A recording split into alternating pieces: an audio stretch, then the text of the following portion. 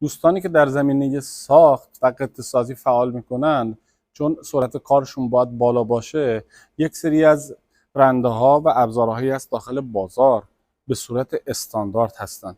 ببینید گام استاندارد میزنه، این یکی قلم داخل تراش با الماس و اینسرت استاندارد، اینم باز به صورت استاندارد زوزنقه‌ای. اینا موجود داخل بازار هستن که میتونید تهیه بکنید. حالا بعدا داخل یک استوری میگم که کدوم پیج و کدوم فروشگاه اینا رو تهیه بکنید. دوستان این ابزار یک ماه پیش من اینو استوری کردم، خیلی از دوستان نمیدونستن این چیه.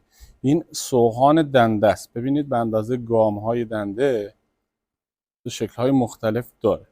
گام 1 داره، 2 داره، 1.75 داره. اینا به صورت استاندارد. این سوهان دنده است که بعد از اتمام کارتون با این سوهان میتونید دنده ها رو به صورت یک نواخت سوهان بزنید. اگر پلیسه چیزی داره بگیرید. ممنون از توجهتون. داخل پست های بعدی سعی میکنیم آموزش دنده‌زنی عملی رو هم به صورت زنده و با دستگاه تراش انجام بدیم خدمتتون که آموزش کامل باشه. ممنون از توجهتون.